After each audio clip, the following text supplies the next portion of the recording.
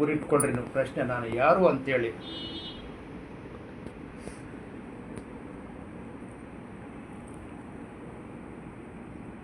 Meditation ಅಂದರೆ ಪ್ರಾರ್ಥನೆ ಅಲ್ಲ, ಜಪ ಅಲ್ಲ, ಆರಾಧನೆ ಅಲ್ಲ. ಯಾವ ರೀತಿ ದೇವರನ್ನು ಊಹೆ ಮಾಡ್ಕೋಬೇಡ್ರಿ. ಪುತ್ರ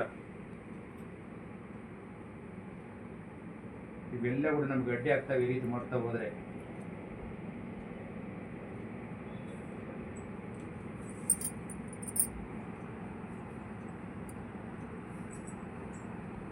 ನೀವು ಬೇಗ ಸಹಸ್ರಾರ ಸ್ಥಿತಿಗೆ 40 ದಿನಗಳಲ್ಲಿ ಹೋಗ್ಬೋದು.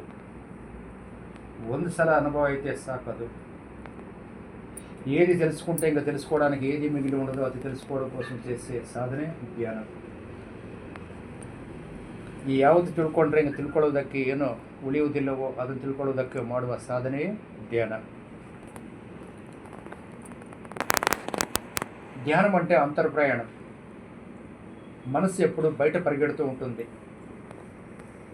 ధ్యానం అంటే మనలేక మనం ప్రయాణం, మన మూలంతో కనెక్ట్ అవ్వడానికి చేసే ప్రయత్నం.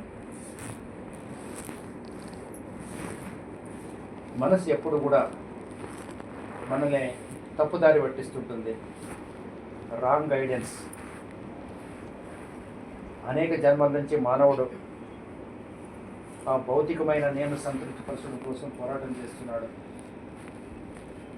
సంపదల కోసం పరుగులు తీస్తున్నాడు, అధికారాల కోసం పరుగులు తీస్తున్నాడు. అయినా అందరూ దుఃఖంలోనే ఉన్నారు, ఆనందం లేదు.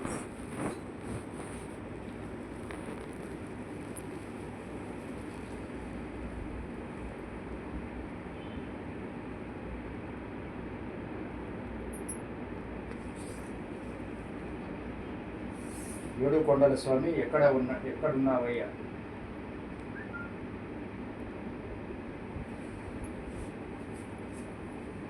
ఏ చోట కాంచిన నీవుందు వందురే, ఏమిటో ఈ మాయ తెలియకున్నది.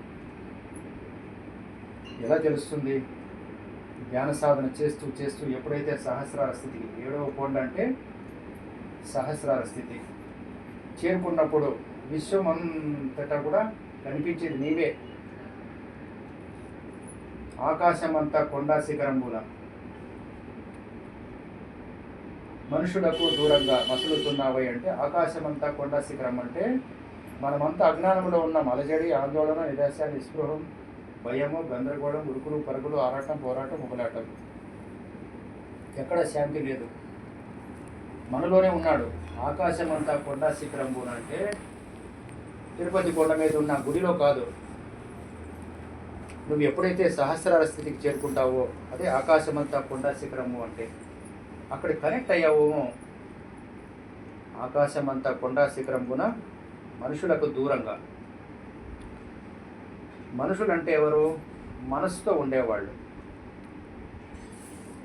ఎప్పుడైతే నువ్వు భగవంతుడు ఎప్పుడవుతాయితే మనోశూన్యమే మహాద్వారం. మనోశూన్యంలో భగవంతుడుగా అని నేను తెలుసుకుంటావు. భగవంతుడు అంటే ఎవరు? విశ్వమంతా తానే ఉన్నవాడు. ఒక కాలానికో, ఒక లోకానికో, ఒక జన్మకు సంబంధించిన వాడు కాదు. ద్వంద్వాతీతుడు, గుణాతీతుడు, కాలాతీతుడు, రూపనామరహితుడు. మనకు కృష్ణుడు అంటే వ్యక్తి కాదు, అదొక స్థితి. ఎవరైతే సహస్రార స్థితికి చేరుకుంటాడో అప్పుడు తెలుస్తుంది మనకు,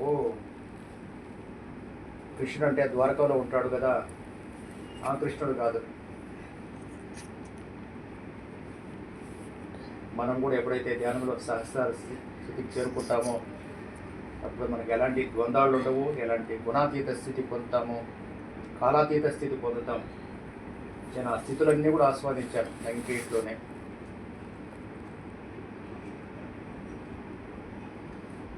ఎంత బాగా ఉంటుంది.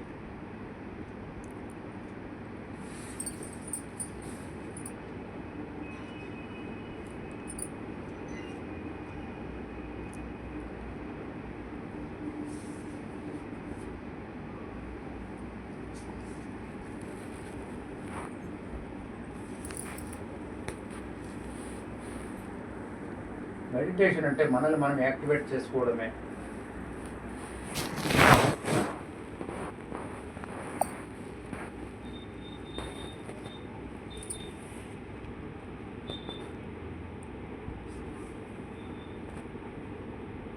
నిన్ను నువ్వు ఉద్ధరించుకోవడమే, నీ జీవితాన్ని అద్భుతంగా మలుచుకోవడమే. మెడిటేషన్ చేసేవాళ్ళని మాస్టర్స్ అంటారు.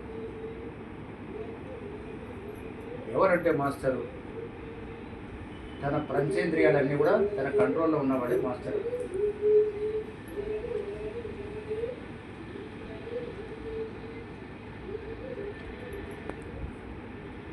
మనం అందరం కూడా ఆ పంచేంద్రియాలకి బానిసలయ్యాము. మనసు ఎటు చెప్తే అటు అటు పరుగులు తీస్తున్నాం. కీర్తి కోసం, లాభాల కోసం, పేరు ప్రతిష్టల కోసం, అధికారాల కోసం. కాబట్టి అవన్నీ కూడా అవసరమే. కాబట్టి చేయవలసింది చేస్తే పొందవలసినవి పొందుతాం. ఏది కోరవలసిన అవసరం లేదు. కోరితే కొన్నే వస్తాయి. కోరే స్థితి నుంచి ఇచ్చే స్థితికి వెళ్ళడమే మెడిటేషన్. నేను పంచాలి అనే స్థితి ఎప్పుడు లోపల ఉండాలి. కోరడం అనేదంతా కూడా అది ఒక నెగిటివ్ లక్షణం. అది